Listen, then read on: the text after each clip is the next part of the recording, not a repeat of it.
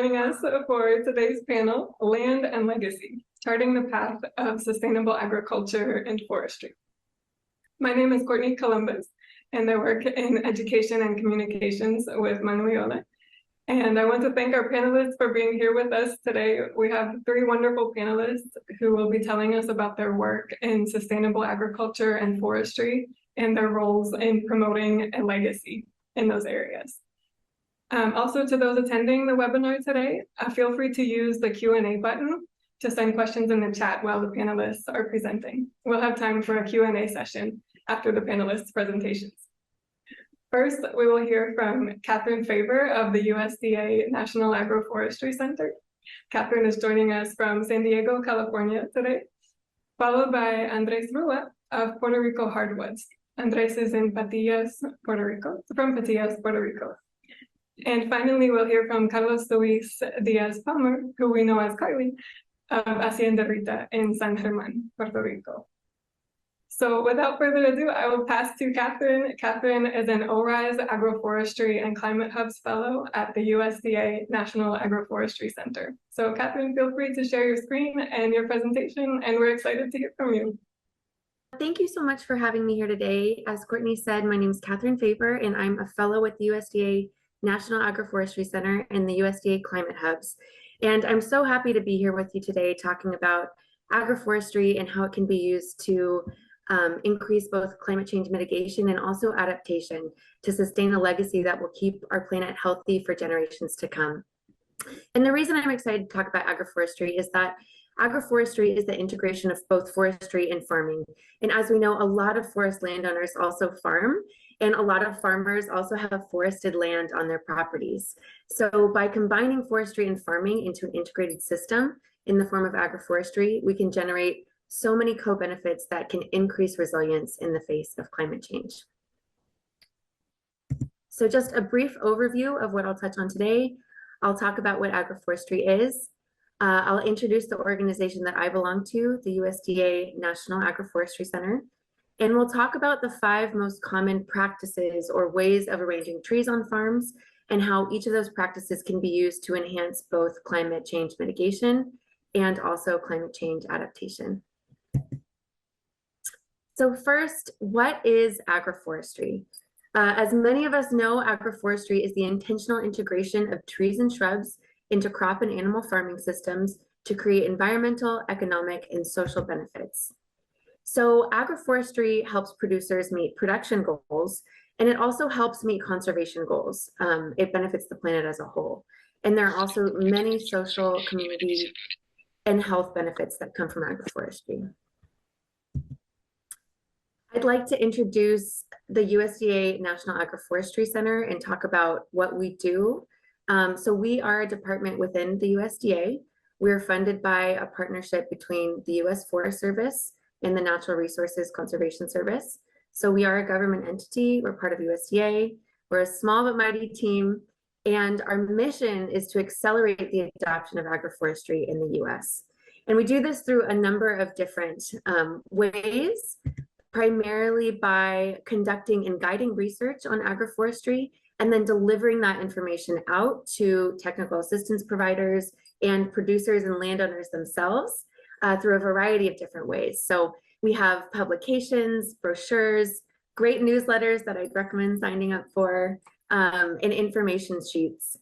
We have a website with hundreds of agroforestry resources, and you can also order print publications from us. We also do workshops and trainings, and we produce decision support tools to help producers make informed management decisions. We also support demonstration sites so that people can see what agroforestry could look like in action. So we focus a lot not only on research, but getting that research out to people, and then also hearing feedback, listening to producers and seeing what works, what doesn't work, because agroforestry can vary depending on where you are in the world. So as I mentioned, there are many different ways that we can arrange trees on our farms. And I want to talk about just a few and how they can help increase climate resilience. So the most common ways of arranging trees on farms, There are so many more different ways, but we kind of like to organize them into buckets, just to kind of wrap our brains around it. But there's silvopasture, windbreaks, riparian forest buffers, alley cropping, and multi-story cropping. We'll get into all these. But the important point that I want to make is that all of these practices can help both adapt to and also mitigate climate change. And what does that mean? So climate change mitigation, what is that? Simply put, climate change mitigation are actions that can slow down and reduce the severity of climate change. So it's the things that we can do to help fight climate change for the planet as a whole. And then there's also climate change adaptation. And this is what we can do to better survive climate change, because we're not going to be able to stop it overnight all of a sudden, but there are things that we can do to increase our resilience and to help us better withstand the current and future climate change impacts. So we can talk about some of the different agroforestry practices and how they can help us do that. The first one I want to talk about are riparian forest buffers. So these are trees, shrubs, and grasses planted alongside bodies of water. They serve as a buffer between croplands and waterways. They protect natural waterways from all sorts of pollution and runoff, and contaminants and excess nutrients. And there are a lot of different climate change mitigation benefits. The main one, we know that trees sequester and store carbon. So every time you plant a tree, that tree through photosynthesis is taking in carbon dioxide from the atmosphere and turning that into biomass in the form of above ground biomass, tree trunks, shrubs, branches, leaves, and also it's putting carbon into the soil. Now, a lot of that carbon will be volatilized, it's going to be processed by microbes, and it's going to go back into the atmosphere, but some of that will stay into the in the soil. So there are a lot of climate change mitigation benefits of planting any tree, including riparian forest buffers. And there are also a lot of adaptation benefits, things that riparian forest buffers do to help increase a farm's resilience. So planting trees along bodies of water provides shade, which lowers the water temperature. Now, we all know that with climate change, temperatures are only projected to increase. And so lowering the water temperature of waterways is critical for helping aquatic species like fish, frogs, etc., survive those increased temperatures. Riparian forest buffers also provide habitat for wildlife, helping them get refuge when they might not be able to otherwise. And they also can protect farms from floods. Flooding is another impact of climate change that is expected to increase. One of the things that's expected to happen is more erratic weather events. So more precipitation events, a lot more precipitation at one time. And so having trees on land helps increase the water holding capacity of soils, which reduces runoff, allowing more water to go into the ground and less to pool on the surface and flood. Trees also protect stream banks from erosion that might come from those increased precipitation events. So there are a lot of different things that planting trees in this way can do to help increase our resilience on farms. The next one that I want to talk about are windbreaks. And these are plantings of trees and shrubs in linear patterns, typically on the edges of fields, and they serve to mostly slow down and redirect wind. So windbreaks, again, can help mitigate climate change by sequestering carbon from the atmosphere, but they also can help reduce energy usage. You can plant them around homes and buildings and barns, and by slowing wind, they can help reduce extreme cold, which helps reduce our energy usage. And windbreaks can also help us adapt to climate change by reducing soil erosion from those strong winds. Strong winds are another climate change impact that's just predicted to increase. And so we can protect our lands from some of those strong winds through windbreaks. Similarly, you can protect plants from high wind erosion and wind damage, and you can also protect them from extreme cold, and you can provide shelter for animals, structures, and people too. I'm kind of going to rush through these because I know I don't have a lot of time, so bear with me, and I can send out this presentation afterward too. But I'll just keep going through the practices. So silvopasture consists of trees, forage, and livestock production all on the same unit of land. So you can see it's cattle grazing with trees. It could be any type of animal. And silvopasture, again, mitigates climate change by sequestering carbon. When you add trees to a pasture, you're planting more trees into a system, so that they're sequestering carbon. And silvopasture also improves soil fertility. So the animal impacts of silvopasture, like animals defecating and urinating, that provides nutrients directly to the soil, which reduces the need for chemical fertilizers. And chemical fertilizers are very energy intensive to make. And so by reducing our usage of them, we can reduce our carbon footprint.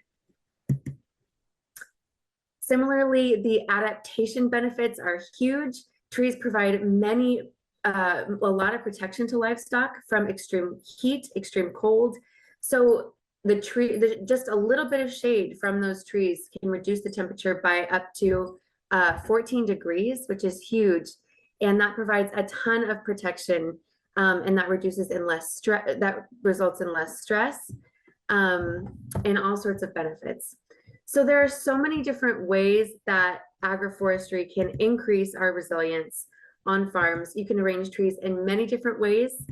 I'm going to kind of skip to the end here because I think I'm low on time, but I wanted to just let you know that we at the National Agroforestry Center have a lot of different resources on how you can plant trees in different ways to increase climate resilience.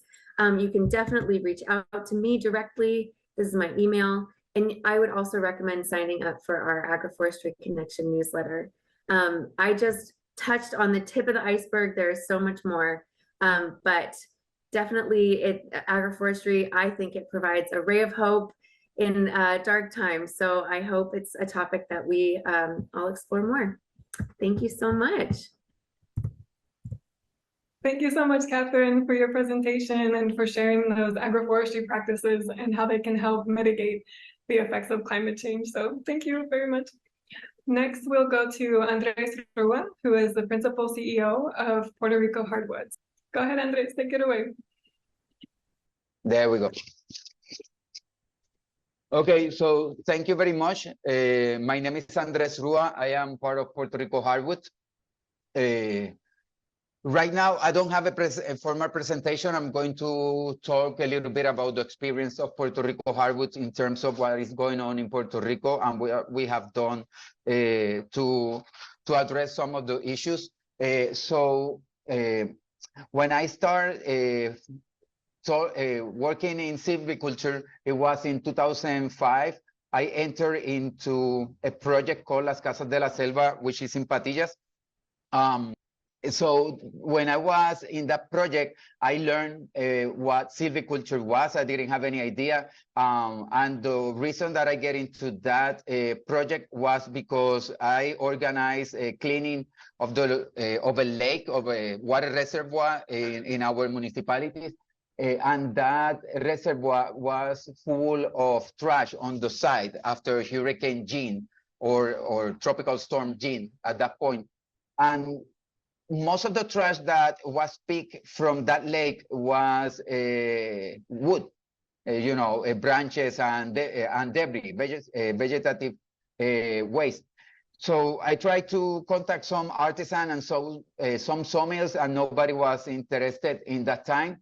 So when I met this place called Las Casas de la Selva that has a sawmill and they have a interest for the wood, I just went there and I started working with them. I learned a lot with my partner at that time, Rita, she's still the director. And this project is a 1,000 acres of land where about 300 acres were planted with tropical hardwoods from all around the place. It was blue maho, there was some mahoganies, teak, pine, and other kind of stuff. It was with the help of the Department of Natural Resources that these plantations were established, where they supply the trees and then the project will go there and plant it. I didn't have any experience, so little by little I have to learn how to mill a tree, how to convert it into wood. Then from there, we just start dealing a little bit more serious silviculture, planting the trees that to replace them, and learning about forestry themselves. Then we met Fran Wadsworth, Ariel Lugo, Edgardo Gonzalez, and many other people that has been inspiring us in the long run. And in 2011, we were presented an opportunity to make a forest assessment, a forest product assessment. We went all around Puerto Rico studying what was happening in terms of how many people were using the local wood. For our surprise, it was very little. It was limited to some artisans and to some small sawmills. The production of Puerto Rico at that moment was about 40,000 board foot per year, and most of it was consumed by artisan, which is a lot. I don't know if you are familiar with a board foot, but a board foot is about a laptop size piece of wood. So this is this type of production. It can be done by a small sawmill in the United States. So imagine Puerto Rico at that time in 2011 has around 12 sawmills. All the production of those 12 sawmills were 40,000 board foot, which is very little. So we make a second part of this forest assessment, and the second part includes making a group of people, organize a group of people that can work with some ideas. And we call this group CADA, Consejo Asesor para el Desarrollo Agroforestal, which is Council, Agroforestry Council for the Development of something like that, you know. So the idea was to put together a bunch of professional in the area, scientists and government agencies in the same table and talk about what was going on in Puerto Rico in terms of forestry. Let's start that in forestry, what was going on was very little. Most of it was done into the conservational part of it. You know, there is a lot of things that have been done, you know, goals that have been established. With this, Puerto Rico has a wonderful forest thanks to the vision of many people, and it's being conserved and very well. You know, the laws that we put there to protect this forest were amazing. It worked nice. So, and the people who was taking care of that forest did a great job. But we lack of something after a certain point, and it was the management. So with this group, we want to do some kind of talking about the management of this forest. The group was established in 2012, and it went all the way to 2015. It was the last meeting. Technically, it was put, you know, we have to take it out because political changes happen in Puerto Rico, and the people that enter now in the Department of Natural Resources of the island, they were not interested in continue with the idea. That's when I start Puerto Rico Hardwoods in terms of a response to it. Puerto Rico Hardwoods is a corporation that we established, me, Rita Vakil, at that time to demonstrate that silviculture can be done in Puerto Rico in a responsible way. And we start with the trees that were cut in the urban areas, where these trees were deposited into landfills and collector centers. Most of them were never processed. They converted into soil. They grind them, and we're talking about big mahogany, 70, 80 years old mahogany, cut into pieces, small chunks, and then throw it into a machine to grind it. So we saw that happening, and we saw an opportunity. So we start with that,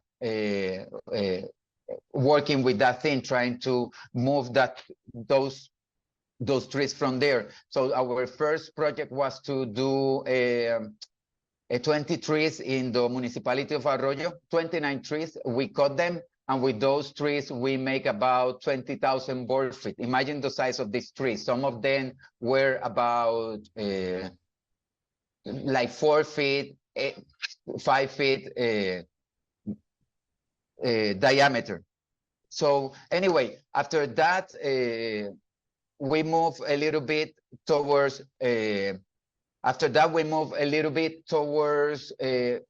understanding what an enterprise it was, and that's what we are doing right now. Recently, after Maria, let's go to Maria because it's important. We saw what happened, and most of the trees that fell, about 130 million trees fell during Maria. Millions of them were in the urban and rural streets. Most of them were dumped, converted into trash or soil, you know. We were very angry about it. We just moved our workshop to Caguas, which is closer to wherever it is, and we start working with it. Now, at this point, we're trying to organize the group again with a Wood Innovation Grant, and also more recently, we have been granted something to make our sawmill a little more efficient, so there is no excuse in the future. So at this point, I think that the message that I want to put there is that in Puerto Rico, at least, we need to organize ourselves a lot. You know, we are losing our resources based on political issues, economical reason, and there is no reason for it. I think that there is enough people capable of doing things here, and we just need guidance to see how we are going to use this. Forestry, I see it as in the future of Puerto Rico as an option. So thank you very much for the interest in this theme, and thank you very much for inviting me here. Thank you. We appreciate you being here with us and sharing the story of your work with Puerto Rico Hardwoods. Next, we'll be going to Carlos Luis Díaz Palmer, or Carly. Carly is a farmer and tree grafting specialist at Hacienda Rita in San Germán, Puerto Rico. Hello, my name is Carlos Luis Díaz Palmer, and today I'm going to talk about Hacienda Rita. And we are a farm that's located in the west of Puerto Rico, San Germán, and we are dedicated to propagate tree fruits with a technique called tree grafting. We're specialized in trees like avocado and citrus, mostly citrus.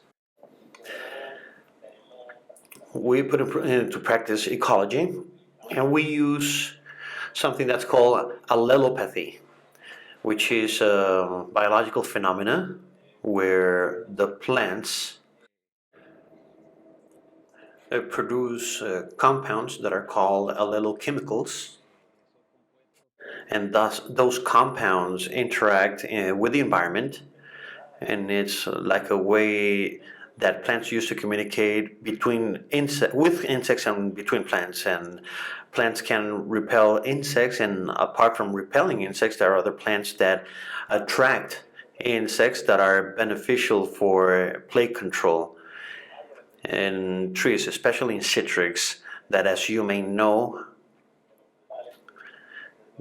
this is a fruit tree family that's being attacked, and I don't know how to express it. It's being attacked by plagues. So in the farm, we are free of all chemicals thanks to these practices. And we not only focus on the soil,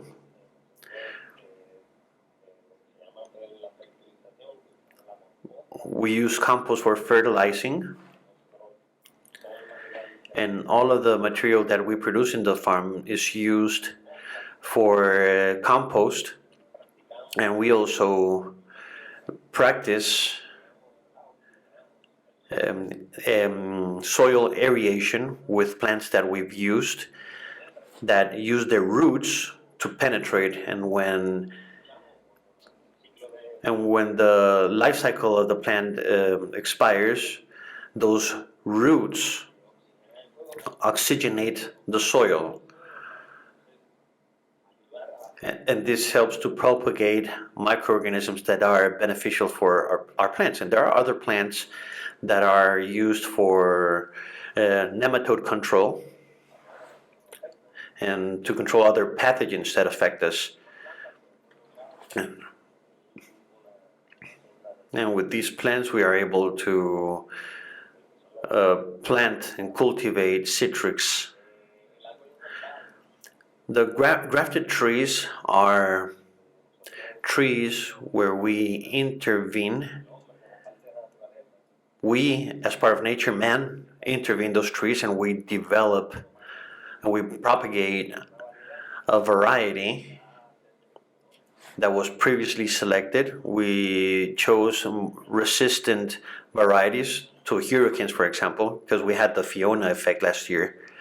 And we've chosen varieties of trees that have been pretty good in recovering faster, and they're more resistant, especially with avocados. They're more resistant to hurricanes. And Hacienda Rita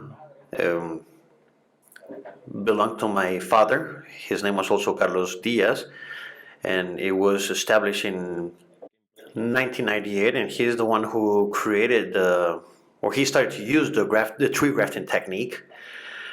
And he also uses some territory, and that territory was used for silviculture. And in that territory we have different trees. And they've told us that there are some endemic trees there, native trees, and there's a mix of wild trees also, and there are many animals, and they are in the same territory next to the greenhouse and the citrus that we have in the farm.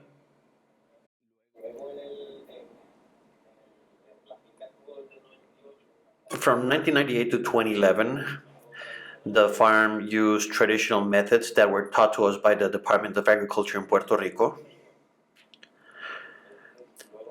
And after 2011, 2012 approximately, that's when we started to remove chemicals from our practices, and we started to implant ecology practices and allelopathy.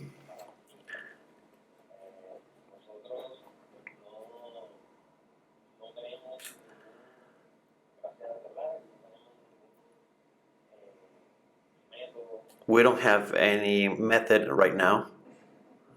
Give me a second. We don't have any methods for fertilization for small trees.